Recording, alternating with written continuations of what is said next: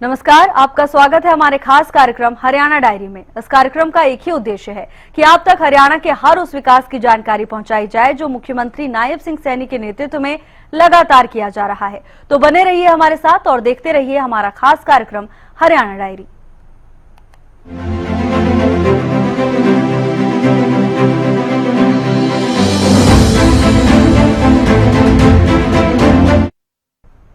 हाल ही में हुई हरियाणा कैबिनेट की बैठक में शहीदों के परिवारों के हितों का ध्यान रखते हुए अहम फैसला लिया गया। हरियाणा के सीएम नायब सिंह सैनी ने कैबिनेट की बैठक के जरिए हरियाणा के शहीद जवानों के बच्चों के लिए छात्रवृत्ति योजना को लागू करने की मंजूरी दी है। हरियाणा सरकार ने सैन्य सेवाओं के शहीदों के बच्चों के साथ साथ शहीद अर्धसैनिक बलों के बच्चों को भी छात्रवृत्ति देने का फैसला लिया है।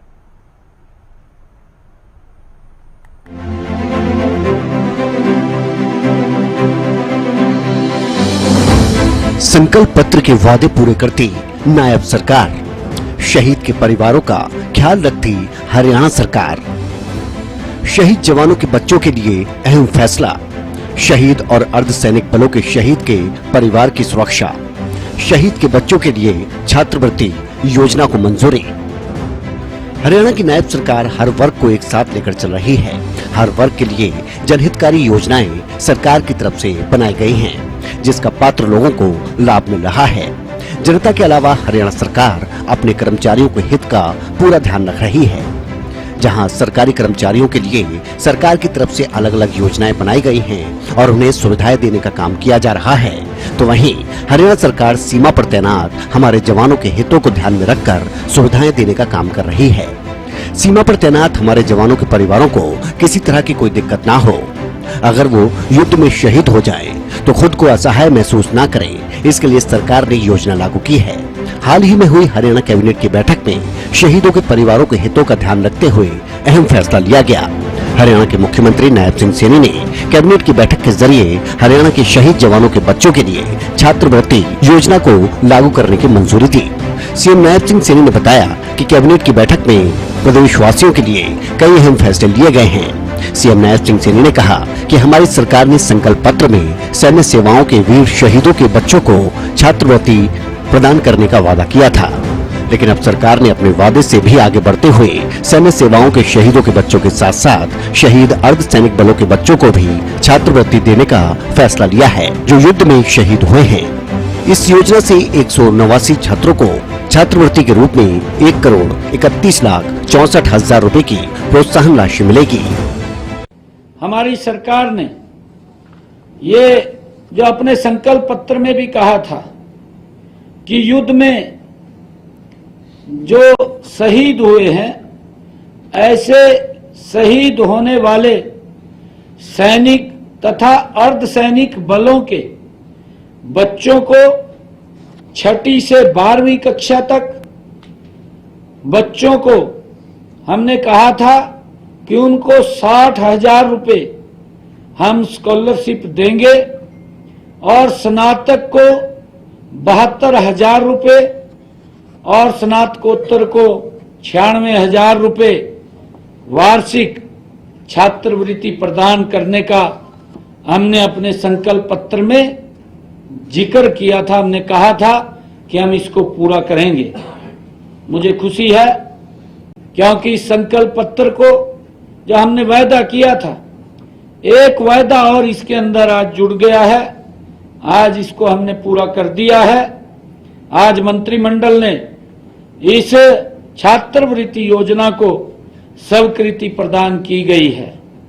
पहले ये छात्रवृत्ति जो हमारे सेना के शहीद सैनिक थे, उनके बच्चों को ये मिलती थी और उनके बच्चों को अगर हम 2006-07 में ये पूर्व सैनिकों के बच्चों को जो तकनीकी व व्यावसायिक उच्च शिक्षा के लिए प्रधानमंत्री छात्रवृत्ति योजना ये आरंभ की गई थी, जिसमें लड़कों को 2,000 रुपए तथा लड़कियों को 2,250 रुपए प्रति माह छात्रवृत्ति ये 2006-07 के अंदर मिलती थी जब ये लागू की गई, जिसे 2019-20 में बढ़ा करके 2500 रुपये और 3000 रुपये ये प्रति महीना इसको कर दिया गया था।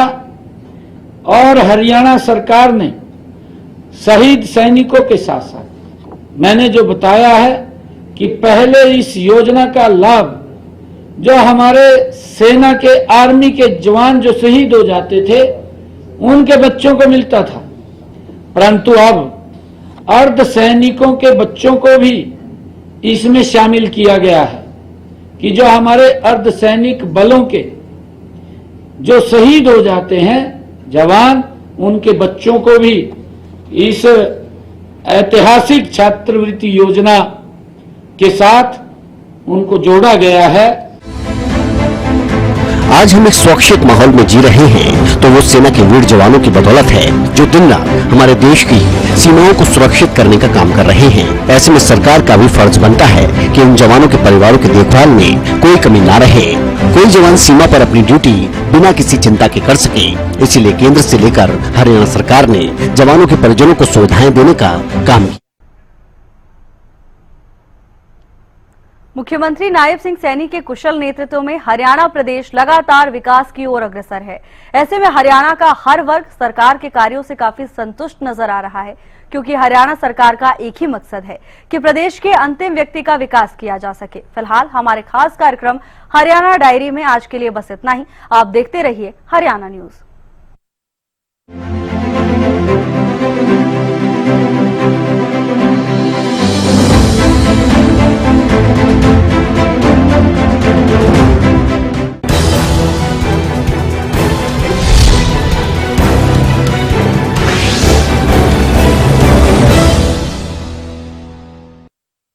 मोटर भी बदली, तार भी बदली, बदला टीम को भी कई कई बार। हो थक हार गए बदल बदल के हो नहीं बदला मोटर का व्यवहार। बोपाराय मोटर स्टार्टर लगवाओ, परेशानियों से मुक्त हो जाओ, क्योंकि बोपाराय स्टार्टर में है माइक्रो प्रोसेसर टेक्नोलॉजी, जिससे आपकी मोटर रहे 100% सुरक्षित। किसानों का सच्चा साथी बोपाराय स्टार्टर।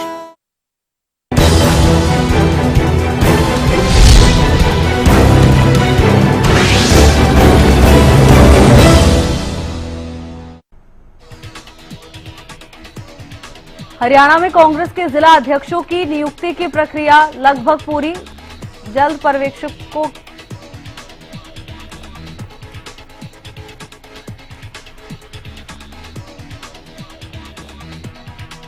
हरियाणा में कांग्रेस के जिला अध्यक्षों की नियुक्ति की प्रक्रिया लगभग पूरी। पर्यवेक्षकों ने 6 नामों का पैनल हाईकमान को भेजा।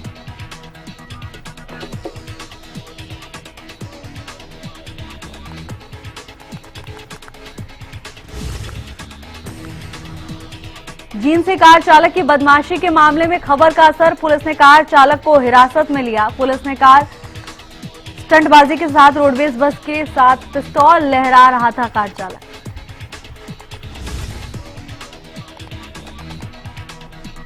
फरीदाबाद में लघु सचिवालय में आधार केंद्र पर सीएम फ्लाइंग का छापा। जांच के दौरान 2 प्रमाण पत्र पकड़े गए। सीएम फ्लाइंग की टीम ने दी पुलिस को शिकायत।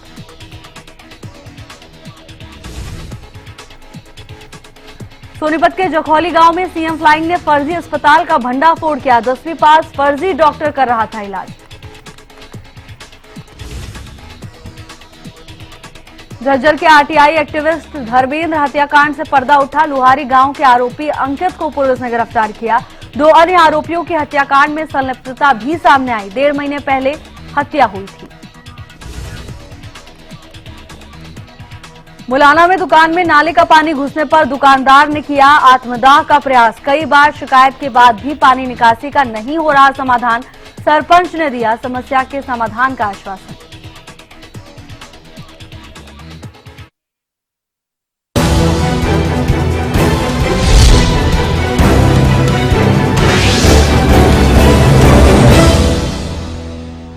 रुक करते हैं सुपरफास्ट खबरों की ओर। अमेरिकी राष्ट्रपति डोनाल्ड ट्रंप की रेसिप्रोकल टैरिफ से मिली 90 दिन की छूट खत्म होने वाली है और इसकी डेडलाइन 9 जुलाई है। इससे पहले वित्त मंत्री निर्मला सीतारमण की ओर से इंडिया यूएस ट्रेड डील को लेकर सरकार का रुख साफ कर दिया गया है। निर्मला सीतारमण ने कहा कि भारत अमेरिका के साथ एक बड़ा और अच्छा समझौता करना चाहेगा, लेकिन इसके लिए शर्तें भी लागू होंगी। उन्होंने कहा कि भारत में एग्रीकल्चर और डेयरी सेक्टर्स के लिए अभी निश्चित सीमाएं हैं, जिन पर विचार किया जाना बेहद जरूरी है। वित्त मंत्री निर्मला सीतारमण ने कहा कि भारत में जो टैरिफ दरें प्रभावी है, वे जितनी दिखती है हकीकत में उससे कहीं ज्यादा कम है। उन्होंने कहा कि प्रभावी टैरिफ संसद की मंजूरी के बाद राजपत्र में घोषित की जाती है, जो कि WTO की तय सीमा से काफी नीचे है। ऐसे में भारत को टैरिफ किंग कहा जाना पूरी तरह से अनुचित है। Kolkata law college gangrape case में राष्ट्रीय महिला आयोग की सदस्य अर्चना मजूमदार ने कॉलेज का दौरा किया। उन्होंने आरोप लगाया कि इस मामले में कुछ छुपाने की कोशिश की जा रही है। मजूमदार ने कहा कि पुलिस आयोग के साथ पूरी तरह सहयोग नहीं कर रही है। अर्चना मजूमदार ने कहा कि विक्टिम का परिवार जबरदस्त दबाव में है। पुलिस को यह तक नहीं पता कि वह इस वक्त कहां है। उन्होंने मुझे अपराध स्थल का वीडियो रिकॉर्ड करने से भी रोक दिया। वहीं बीजेपी ने कोलकाता में कन्या सुरक्षा यात्रा निकाली, जो विक्टिम का समर्थन करने अपराध के प्रति विरोध दर्ज कराने के लिए आयोजित की गई। यह मार्च पश्चिम बंगाल विधानसभा में विपक्ष के नेता शुवेंदु अधिकारी के नेतृत्व में निकाला गया। बता दें कि कोलकाता की लो छात्रा से गैंगरेप मामले में सीसीटीवी फुटेज से गैंगरेप की पुष्टि हुई। कॉलेज के सीसीटीवी में 25 जून की दोपहर 8:30 बजे से रात 10:50 तक करीब 7 घंटे की फुटेज है। वहीं एक जांच अधिकारी ने बताया कि सीसीटीवी में पीड़ित छात्रा को गार्ड के कमरे में जबरदस्ती ले जाने की घटना कैद हुई। इससे छात्रा की लिखित शिकायत में लगाए गए आरोपों की पुष्टि होती है। कोलकाता गैंगरेप पर बयान के बाद तृणमूल के राज्यसभा सांसद कल्याण बनर्जी, लोकसभा सांसद महुआ मोइत्रा के बीच विवाद शुरू हो गए। कल्याण बनर्जी ने कोलकाता रेप पर कहा था, दोस्त ही ऐसा करे तो क्या करे। इस बयान को महुआ ने घृणित बताया था।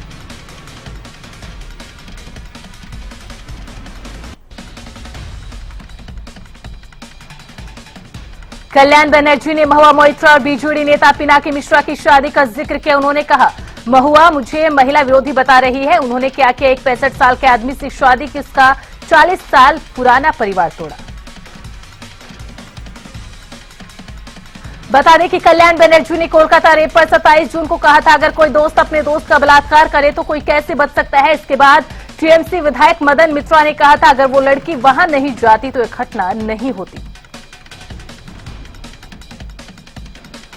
बता दें कि कल्याण बनर्जी और मदन मित्रा के बयानों से टीएमसी ने किनारा कर लिया। वही 28 मई को महुआ ने टीएमसी के ऑफिशियल अकाउंट की पोस्ट को रीपोस्ट करते हुए लिखा था कि हम इन घृणित टिप्पणियों की निंदा करते हैं, चाहे वह कोई भी करे।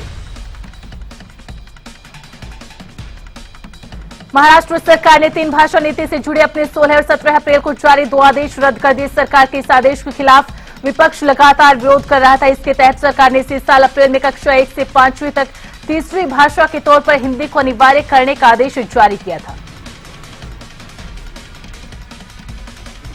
सीएम देवेंद्र फडणवीस ने कहा कि 3 भाषा नीति को लेकर शिक्षाविद नरेंद्र जाधव की अध्यक्षता में कमेटी बनाई गई। इसकी रिपोर्ट के बाद ही हिंदी की भूमिका पर अंतिम फैसला लिया जाएगा।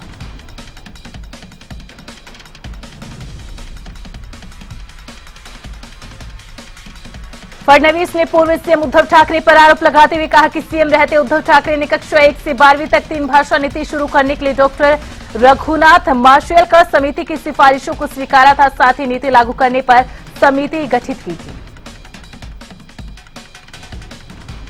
बता दें कि 23 जून से महाराष्ट्र में विधानसभा का मानसून सत्र शुरू हो रहा है। इससे एक दिन पहले घोषणा की गई। वहीं हिंदी भाषा विवाद को लेकर उद्धव ठाकरे, राज ठाकरे ने 5 जुलाई को मुंबई में संयुक्त रैली निकालने की बात भी कही थी। इंदौर के ट्रांसपोर्ट व्यापारी राजा रघुवंशी मर्डर केस की जांच में जुटी शिलोंग पुलिस की एसआईटी एक बार फिर मध्य प्रदेश में है। टीम आरोपियों को फ्लैट किराए पर देने वाले कॉन्ट्रैक्टर, ब्रोकर शिलोंग जेम्स को लेकर उन सभी जगहों पर दबिश दे रही है जहां मामले से जुड़े सबूत मिलने की संभावना है। एसआईटी की टीम ने शिलोंग जेम्स के इंदौर स्थित खैर और रतलाम स्थित ससुराल में तलाशी ली थी। शिलोंग के घर से सोनम का लैपटॉप, गहने और पेन ड्राइव जब्त किए गए।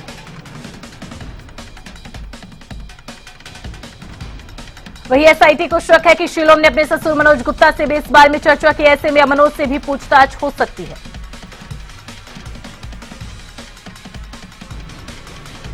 राजा हत्याकांड के बाद शीलोम कुछ लोगों के संपर्क में था। वह मोबाइल पर लगातार उनसे बात कर रहा था। एसआईटी उनकी जानकारी निकालना चाहती है, फिर उनसे भी सवाल जवाब किए जाएंगे।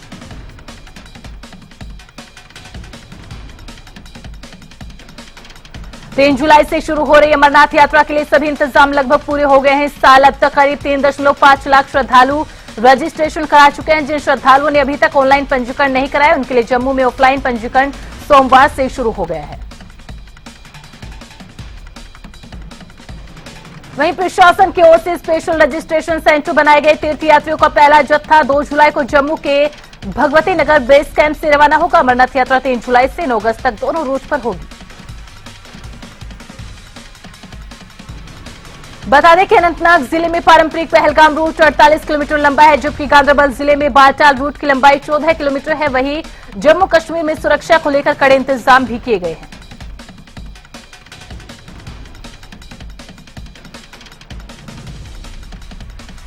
भारतीय रेलवे ट्रेन के प्रस्थान से 8 घंटे पहले चार्ट तैयार करके अपनी टिकटिंग आरक्षण प्रक्रिया में सुधार करने की तैयारी कर रहा है। रेलवे यात्री आरक्षण प्रणाली को अपग्रेड करके टिकट बुकिंग क्षमता बढ़ाने की भी तैयारी कर रहा है। बता दें कि जिससे प्रति मिनट 1,05,000 से अधिक टिकट बुकिंग की जा सकेगी। मौजूदा PRSK में प्रति मिनट 32,000 टिकटों की बुकिंग हो सकती है।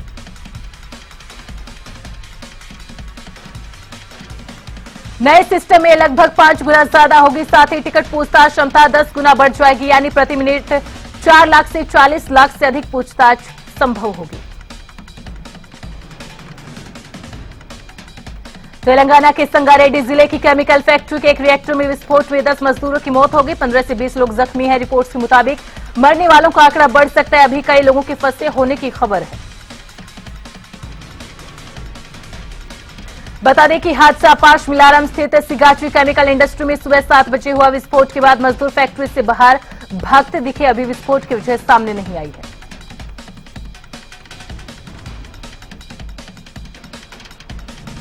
जम्मू कश्मीर के राजौरी जिले में कैरी सेक्टर में LOC के पास एक बड़ी घुसपैठ को सेना ने नाकाम कर दिया। इस ऑपरेशन में जैश ए मोहम्मद से जुड़े एक पाकिस्तानी गाइड को पकड़ लिया गया है। पकड़े गए युवक की पहचान 22 वर्षीय मोहम्मद वारिब अहमद के रूप में हुई, जो पाकिस्तान अधिकृत कश्मीर के कोटली जिले के न्यूकियाल इलाके के डे टोटे गांव का रहने वाला है। सेना के मुताबिक पकड़ा गया गाइड आतंकियों की घुसपैठ में मदद कर रहा था। आतंकियों ने घने जंगल, कठिन पहाड़ी इलाकों का फायदा उठाकर LOC पार करने की कोशिश की। सेना की गोलीबारी के बाद दूसरे आतंकी भाग गए। बता दें कि सेना BSF ने खुफिया सूचना के आधार पर संयुक्त ऑपरेशन चलाया था। कैरी सेक्टर में 4 से 5 हथियार लैस आतंकियों की संदिग्ध गतिविधियों को जवानों ने ट्रैक किया और तुरंत कार्रवाई की।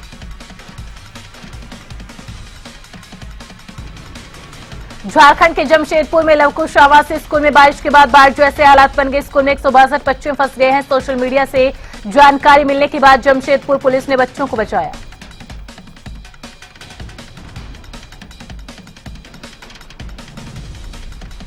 वहीं उत्तरकाशी में यमुनोत्री मार्ग पर बादल फटने से 2 मजदूरों की मौत हो गई, जबकि 7 लापता है। जिला मजिस्ट्रेट प्रशांत आर्य ने बताया कि मजदूर एक होटल के निर्माण में लगे हुए थे।